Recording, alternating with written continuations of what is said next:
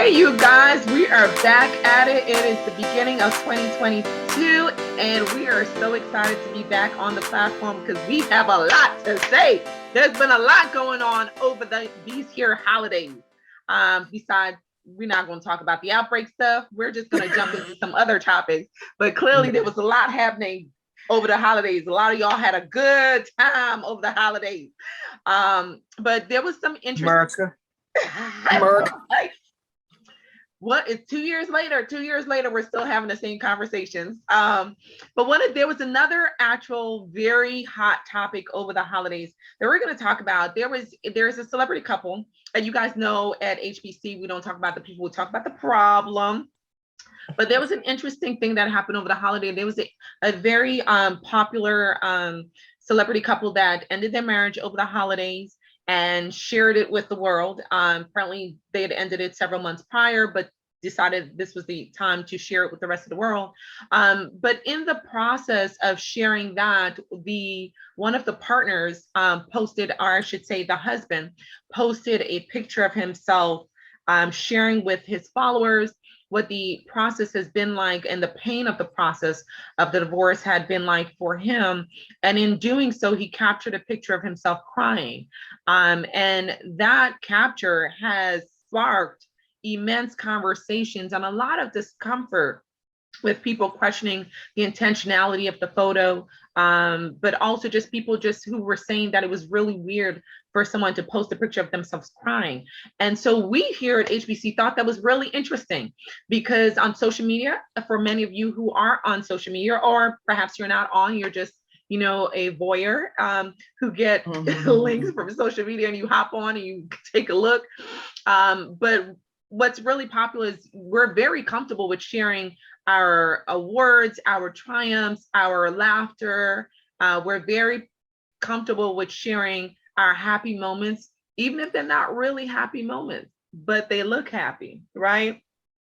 And so we thought it was really interesting of how uncomfortable people were with a picture of someone crying. So let's talk about these emotions. We're comfortable with one extreme of emotion, but we're not that comfortable with exposing the other part of our emotions. And, given the fact that, and I'll let you guys tell me, you guys are clinicians, there are some benefits to crying, right? Like, it's okay to cry, right? Like, I know physiologically crying decreases stress, it releases the anxiety that you may be experiencing, brings your blood pressure down. So there are actually physiological benefits to crying. But why are we so uncomfortable with seeing someone cry on social media? What is that about? Okay. I don't know from the psychologically clinical perspective. I'm just talking about it. That's why we got our psychotherapist on the panel. I'm going to talk about it from my end. Yeah. Talk about it. Like, are you comfortable with crying as much as you are with laughing and happiness and all that other joy? No, but I am comfortable with crying. But I also realize I'm probably a little bit more comfortable with what other people would consider morbidity, right? With things that may be more morbid. And I think that this is something that, yes, I kind of had to practice. If you're working with someone and something really bad has happened or is about to happen, you can't get super emotional about it all the time. You'll never get anything done if you're working in healthcare, right? Because people are sick, people hurt, people die. You have to kind of take it all in, put on that poker face and move on and go with it, right? And I think that's a skill that you learn as a clinician, depending on the situation, the circumstances that you're working in. So is it healthy? Is it a healthy skill? Yes, I know we do it, and I know we require it. I think it's a necessary skill.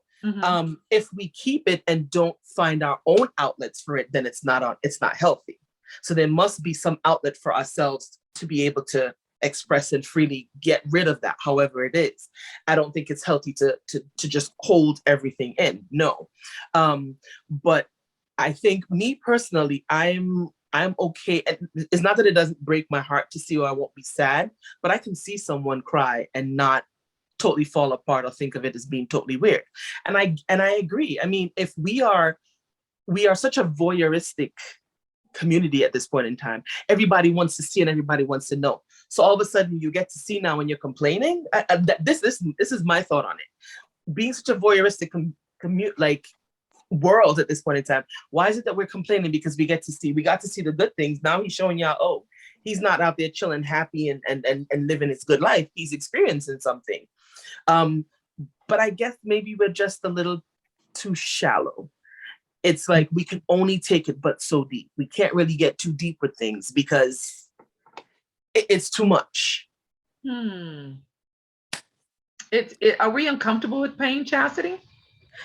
I think we're uncomfortable with the idea of what pain resonates within us and and how it triggers us personally, or how, like, we call that how we feel about someone else's feelings and how it triggers, if that makes any kind of sense. So let's just be real clear. Looking at a Black man cry it's like a double-edged sword. First of all, you got the one side saying Black men don't cry, but then when he does cry and is emotional, he gets attacked for it. So there's kind of like a double-edged sword in regards to him crying. Like, I haven't seen it, but just in general, I don't have to see it to understand what some of the compliments may have been. But I think it's also very important to understand that if, as a person, especially a person of a Black man or a Black woman, not to be able to be in full range of your emotions and not be accepted is a detriment to your mental and physical health. And that can resonate certain types of symptomology. It can cause anxiety, it can cause depression. So yes, that is absolutely real in regards to the clinical sense. And the flip side of that is his intentions. Vulnerability isn't safe for a lot of people. Right. And that sometimes triggers, him crying might trigger something in somebody else because of some of their own trauma that they might not have dealt with. So I don't know if it's really about him, if it is about him crying, or how he has cried, how that has resonated in someone else's comments, or how that has triggered someone else's reaction to him crying. I don't think it's really about him crying. I mean, it could be, but what are his intentions? Like, some people are saying that, oh, he must have been trying to get likes or whatever. I'm not sure. I don't know if I would go on social media to cry to get likes, but then I also think he's a celebrity, right? Like, he's a celebrity, right? But he could be speaking to men's mental health, men's crying. He also can show people. I think this is what Dr. Joe was talking about. People don't typically show the B side of their life. So maybe he's legit just trying to give you an insight to, it's not all peaches and cream. It's not all roses. This hurts. So it's very hard to be able to be in full range of your emotions and let that out, because people then criticize that. So I think it's a delicate balance that we have to walk. And then the other thing is, you have to be careful with how you judge someone when they're having a reaction to something that's in their life. Remember Chadwick Boseman, everybody dogged him, and the dude was like, because he posted himself on social media, and then he got dogged, like, he's so sick, what is wrong, is he on drugs? You got to be very, very careful with how you respond to someone having their own response to something that's going on in their life, because then that can also have a very triggering, or it could have a negative effect as well. So I find, excuse me, I find what you actually triggered a thought, no pun intended, about how transparency for the last couple of years have been a trending word, right? So on social media, everybody's like, oh, it's a transparency moment, I'm being transparent, and that has been a trending thing in society, this effort to be transparent. So I find it very interesting that when someone tries to be transparent in terms of their pain, in terms of their sadness, that is a rejected transparency. But the only type of transparency we seem to be comfortable with is one that is basically this false sense of utopia all the time. And you know, that people are happy all the time. And the truth of the matter is, most of us are not happy all the time. You know, we have moments of sadness. We have life things that happen, life events, disappointments, loss. You know, you cannot live this life without experiencing some type of disappointment or loss or hurt or pain in life. That's just what life is. And so, you know, how do we be transparent and truly start to, should we trend in this direction? Should we start to trend in the direction in which we are truly transparent? Because how many times have you really seen the process of people going through a divorce, right? So it's the only people we know are like public figures and celebrities. But do you hear about the divorce, but do you really see the pain of what divorce looks like? You know, even for people in our lives where you hear about their divorce, but you don't really see the process of the divorce and what happens, the emotions that people go through. And the information I got about this post, it appeared that this was an effort to be true, that his effort or his intention was to be true with his emotions and not paint a picture, because people were waiting for a response from both people to see how y'all doing, like, you know, amongst other things. So this was his attempt to be authentic and true. And I'm just really surprised at the backlash. Now, another thing that Chastity said that I thought was interesting is the potential for people to be triggered. And so it makes me wonder, like, are we responsible for other people's triggering? You know, and should we just be authentic with what we feel that we want to post in that moment, in that time?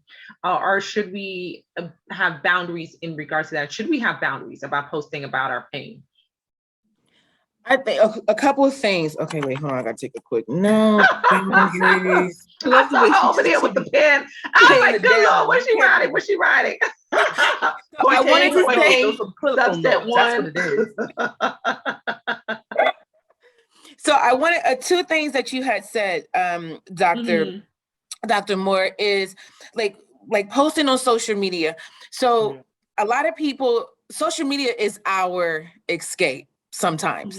And so I think that's another reason why people may have a negative effect to him posting, is because we come to social media to escape, like an alternate reality sometimes. So we don't want to see, sometimes people don't want to see what they are already experiencing in life.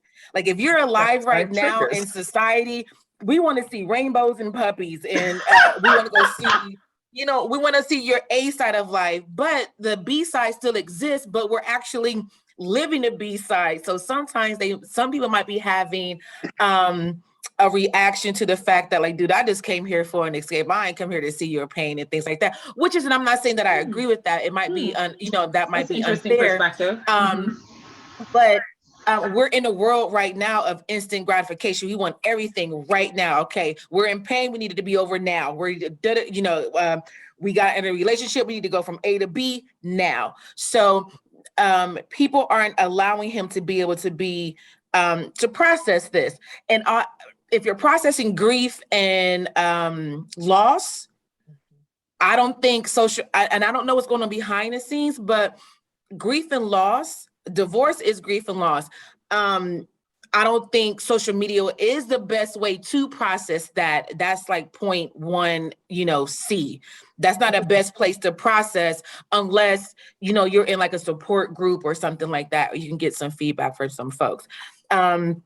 So I think we need to be very mindful. Turned out, I don't think he wanted to process, to your point, Chastity. I think he just wanted to post because I think he turned off his comments.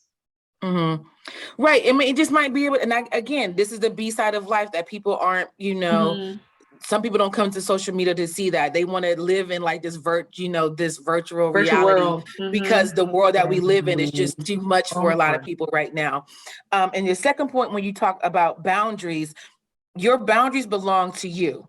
That is your stamp for yourself, for you to understand, or for you to keep a clear boundary of people not crossing the line for you. It's not my responsibility to keep Dr. Job's boundaries. It's my job to I can respect it. However, that's on her. Her boundaries, she has to implement those and hold tight to those. Her boundaries are not my responsibility, just like her your people's feelings, your feelings are your own.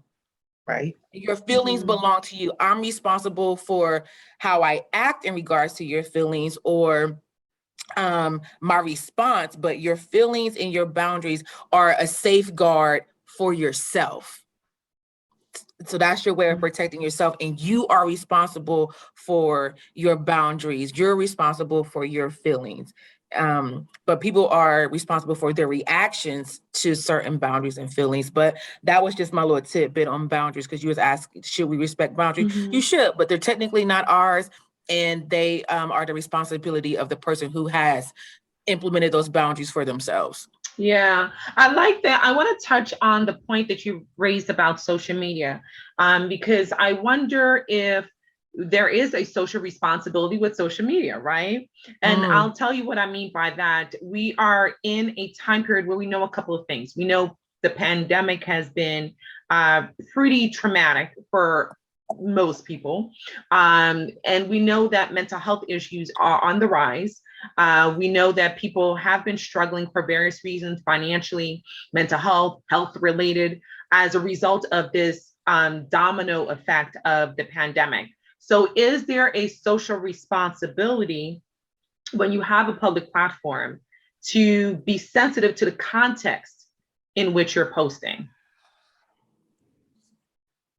So the context is the Right, world she's is in scratching, chaos. I'm breathing like, oh. Because the context right now is because we have social responsibilities in other aspects, right? In other perspectives, like social responsibilities not to be post nudity, social responsibilities not to, for the most part, people try to avoid profanity, social responsibilities for not being inappropriate, like some types of inappropriate behavior. Those are social responsibilities, right? And now we have social responsibilities of trying to help people to tell the truth about the pandemic. So that's a social responsibility. So do we have a social responsibility to be aware of the context of what's going on in our world in terms of adding a post that may be adding, to your point, Chastity, additional trauma, be triggering in this particular context? Now, had things been pre-pandemic and people were going about their business, then there's really no true social responsibility. But this is a very well widespread pandemic, worldwide impact on multiple layers. Should we be socially responsible in terms of sharing our pain? Or are we not allowing people who are truly struggling to process and may be using social media as an outlet, as a form, because they process other things on social media? Where is the line drawn? Because some people do, you're saying not to process on social media, but some people may be processing behind the scenes, and social media may just be like people form these communities, and they tell everything to their community, and that's why the community feels so connected to their influence, right? And so some people just have naturally formed or utilized social media to kind of share everything, be this transparent mode, this transparent person, and people pride themselves in being transparent. So are we preventing people, this collective community? Perhaps there's a collective community of pain. Perhaps posting this, maybe reaching out to people who are undergoing divorce, because a whole lot of people had a whole lot of situations during the pandemic, okay? Oh, there's a whole lot of situations going on, okay? Yes, and people don't like each other anymore, all right? I don't. So maybe this is reaching out to someone who feels the same way about their situation. Let me chime in on that one. Okay.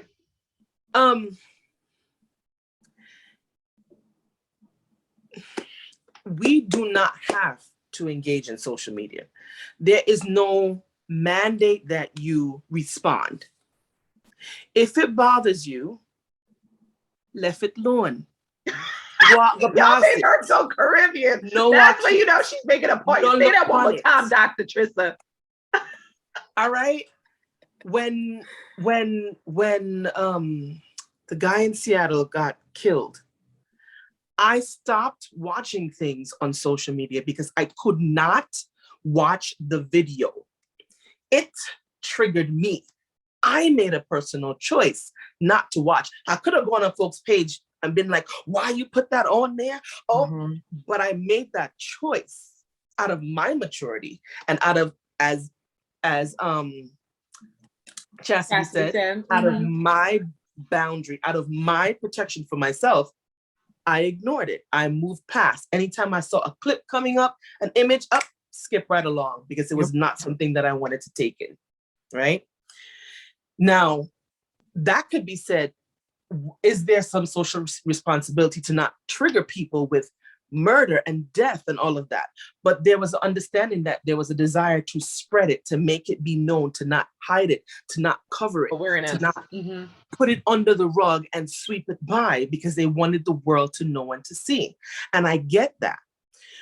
But we're getting too much into that realm of, I'm responsible for how you feel, for everything. And I don't think it should be that way. If there's something you really don't have to comment. You really don't have to watch it. There's a lot of other content under that you can partake from. So why are we getting so bothered that we need to now? It makes me think that we now have almost a bit of a gang mentality. When somebody said something negative, it made it easier for this other person to be like, oh, I could jump on the bandwagon too. I'm gonna stomp him down too. This black man out here, oh, I'm gonna just knock him down too. We just don't, we don't have to do that. You don't like it? But that's, I don't post a whole lot on social media. I don't put the happy, I don't put the sad, I just don't, because y'all don't need to know that. So you're equal opportunity when it comes to emotions. You equally don't post any emotions. I want to go back to something Chastity said earlier that you kind of touched on, Dr. Trissa. So was this about race? Is this mass hysteria about a black man crying? Or was this hysteria about a man crying? Is this a race topic? Are we over labeling race topics? I think it could be all of the above. I think it could be about a man crying who just happens to be black. You know, it may not be, it could be, but it doesn't necessarily have to be a race thing, but it brings up the concept of race and how people view black men. So it could start with the concept of, you know, men don't cry and and then the compounded part of that is black men don't cry, black men don't do that, and you keep adding on to that. So I don't think it necessarily has to be about race, not saying that it's not. I just think that is a compounded issue. I think at first hand it's just a man crying. So that's one thing society says a man shouldn't do, is cry first and foremost. And then a compound to add on to that is, that's when there is the black issue. Oh, that's a black man crying. Black men don't cry. Black men are supposed to be strong. But again, living in a society where you can't be in full range of your emotions because you have to minimize yourself so you don't trigger somebody else or you don't feel like a threat to somebody else is exhausting. It's exhausting to kind of dim yourself for the safety of someone else or for the thought of being a potential threat because you're out here crying and you want to emote and you want to do these things. So I think it's a delicate line in balance in regards to social media mental health.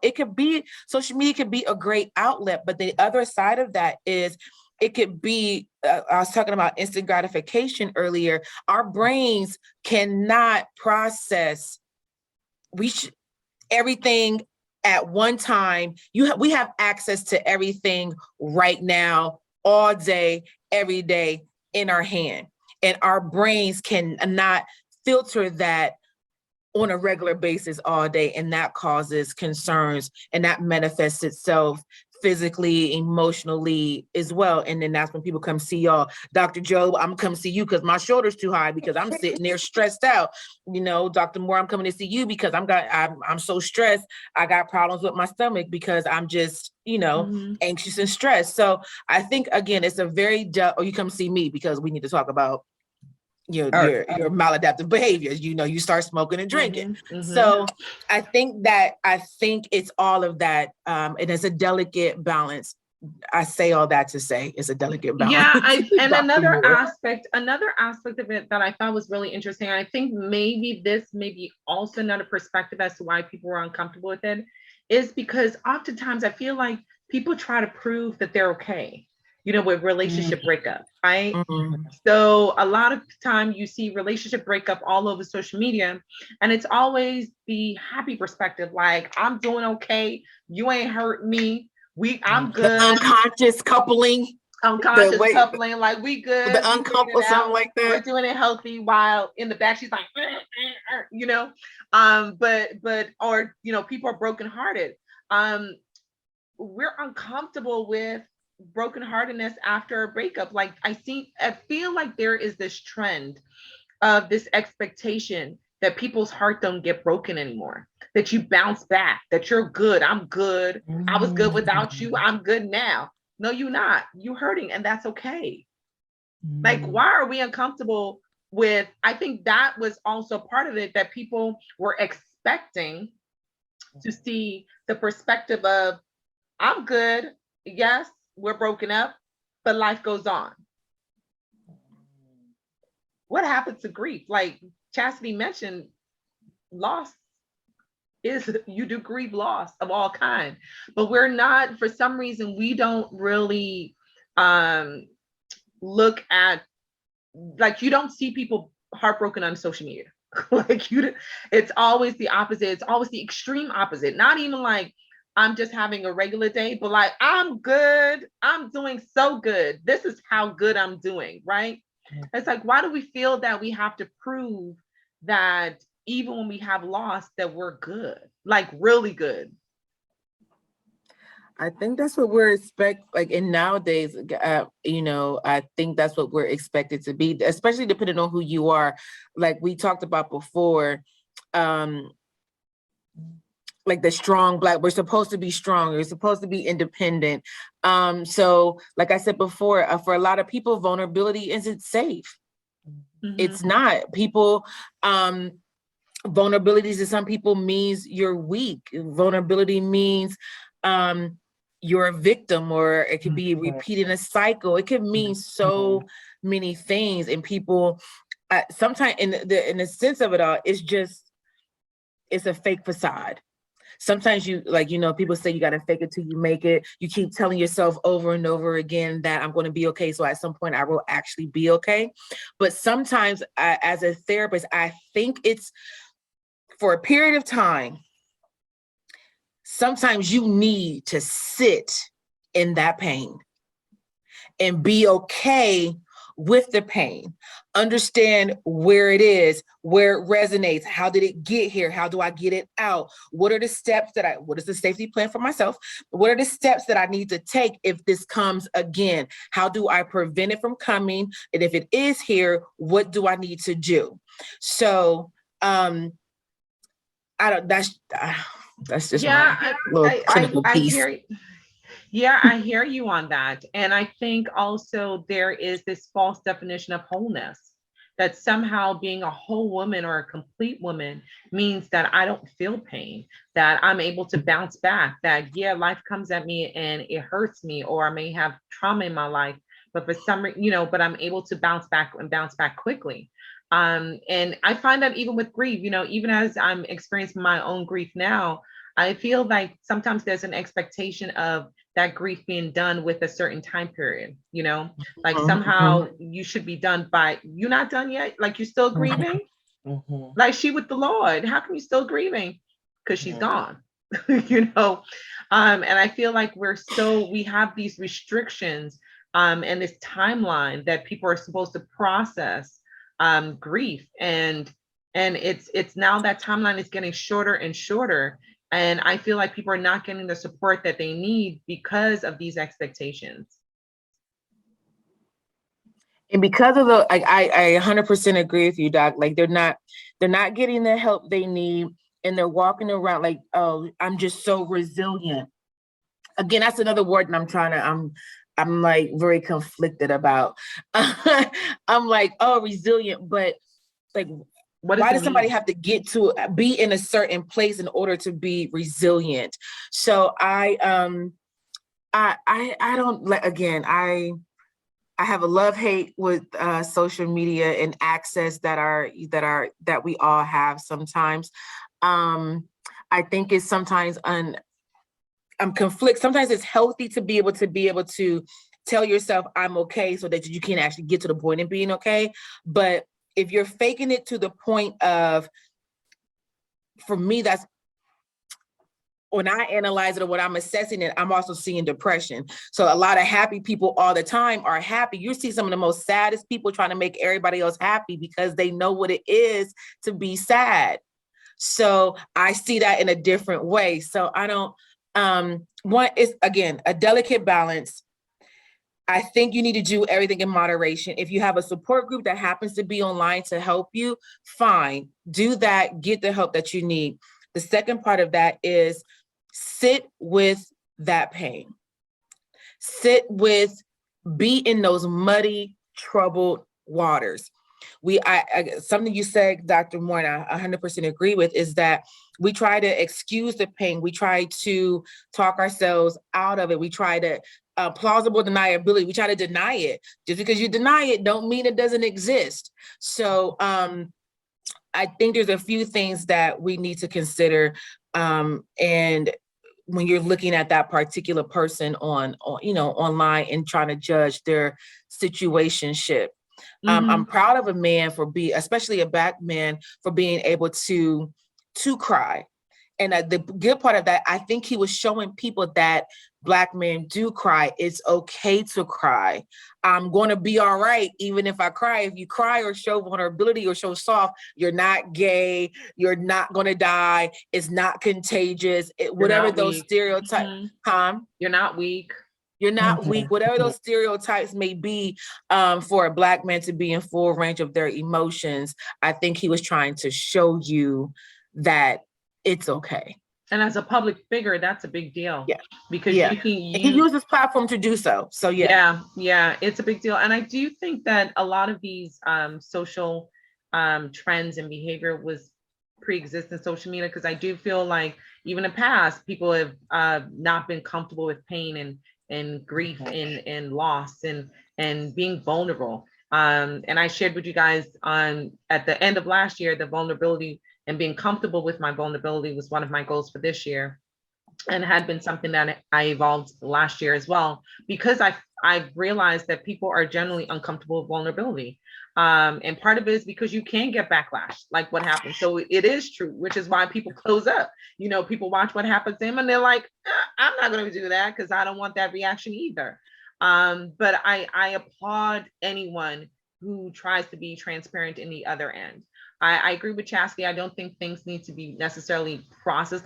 You don't go to a platform to process your experiences, but I do think it's okay to share. And I think we maybe need to be more comfortable with sharing. And I don't know what that line is in the context of society and what our social responsibilities are. But it was kind of really mind-blowing in a positive way, because you don't typically see stuff like that. And I thought it was in some ways empowering that someone would use their platform, given all the definitions that he is, to show such a vulnerable moment. And that's something that you just don't see a lot. There are people who share about their pain, and they build communities around that, because there's so many people going through like experiences. But I wish we would do that more. I wish we would be, have one of those, like, I had a bad day, y'all. That's it. That's my post today. like this is not a day, and I hate saying bad day, but you know what I mean? Like this day didn't go the way I expected it to or wanted it to. That kind of realness, as opposed to like, oh, it didn't go great, but I'm so happy, like, and I love being bubbly myself, so I get that, like, bubbly moments. But I also know that there are sad moments and very deep moments and very painful moments. And I shared one of those very recently in my effort of just sharing with the people who follow. And also, a lot of my friends and my families, it's really hard to like tell every single person everything that's, the same traumatic experience or hurtful experience over and over. So sometimes it's just easier to post. Everybody sees what's going on. Everybody gets the information, and that's it. You don't have to have 20 different phone calls and while you're trying to process, you know, because that's the other thing. Because I was like, I'm gonna just let everybody know this is what's going on, so I don't have to make 10, 20 phone calls and text messages and process every time I do that. That's the other thing. So that's for me the benefit of social media, is that I get to do a one big announcement. Now everybody know, give me a minute. I'll be back with you. Give me a minute. I may not be responding right now, but you know why? You know why? So yeah, yeah. There's so much to really evolve, and it's interesting because one of the platforms was built around just being a happy medium, right? So it was built about being this picturesque medium where people can escape, like Chastity mentioned, but now its algorithm favors anger and favors pain and favors negative things. So it's just really interesting how society has evolved. Even the platforms themselves, they were built to be with the intention, well, I can't say the intention, but what they said was that they were built to be these happy, family friendly platforms where you can share these happy, friendly moments, but they have evolved to realize that it's more profitable, pain is more profitable, anger is more profitable. So because you said pain is profitable. So I want people to understand and be very, very mindful and cognizant of trauma bonding, and how some people can exploit your trauma. So I'm gonna just give you a quick definition. Trauma bond is a deep emotional attachment that develops in a relationship characterized by abuse that's emotional, physical, and or both. Exploitive relationships create trauma bonds. These occur when a victim bonds with someone who is destructive to them. So we have to be very, very mindful of platforms. And like you said, everybody has this group think mentality. We're going to jump on this. Sometimes we share traumas, and that's how we relate to one another. So be very, very mindful of that, and also try to figure out different ways that you can relate outside of your trauma. So be very, very clear and intentional with that, because we trauma bond, or we find camaraderie in someone who has been with someone who has been through something like we might have been. But be very cognizant, make sure that's not the only way that you guys are getting along, or you guys are communicating only through your trauma. Because if that's all you have in common, is that going to be the cycle of your relationship, is trauma bonding. So figure out how to deal with your pain, how to understand it, and figure out where it resonates in your body, so that if you have another incident or another trigger, you know how to deal with it. Because I think a lot of things also with people fear what they don't understand, docs. Well, that's the S, because that's both of y'all. People fear what they don't understand and hate what they can't conquer. So if you don't understand your pain, you're not going to like it. You're not going to agree with it, because you don't understand where it came from, why is it still here, where it's going, or how can I get it together. So, that's your daily, and all my little notes I posted around. I love it. I love it. I love that you explain trauma bonding, because I've only thought about trauma bonding in terms of like shared, like trauma experiences, but not so much like bonding with someone who has been traumatic to you or harmful to you or abusive to you.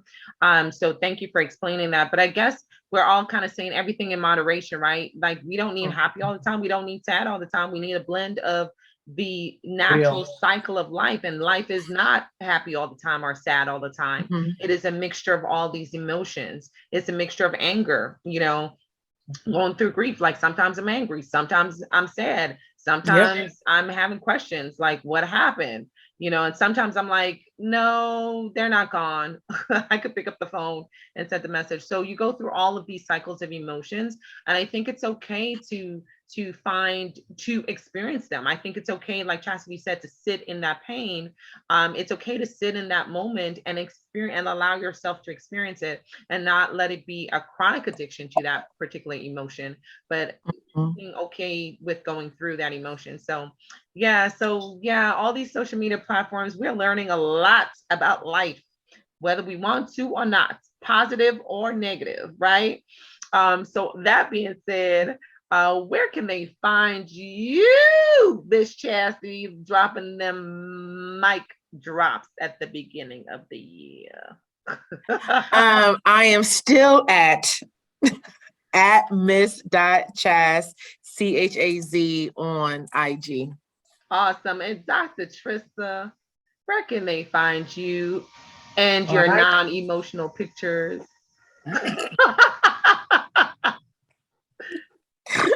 I snorted, sorry. You can find me on IG at tristajob.dpt. Awesome. And I am Dr. T. I am still Dr. T in 2022, and I am still the hand behind the handle of Healthy Bump Club. And we are so excited that you are back with us for another year. We're so excited that we are on to our second year. This has been an amazing ride. We have lots of hot topics, as you can see, hot topics for the year to talk about. You can join us on Clubhouse now. We'll make sure you check for the schedule. You will definitely see more of our videos here on YouTube. So I used to say to click at the top. That's at the beginning of the video. So I don't even pay attention to my own editing. Right now, you will see the clicks at the bottom of the video where you can make sure you check out our other videos. If you haven't watched them, we have some new members to our community. I saw y'all join at the beginning of the year. We're happy to have you guys. Welcome to the HBC fam. Make sure you comment, like, and share. So we are excited. I almost forgot. You can find us also on Instagram. And there you can find us at healthybunk.club. So we love that you're a part of our family. We're excited to share some really hot topics with y'all.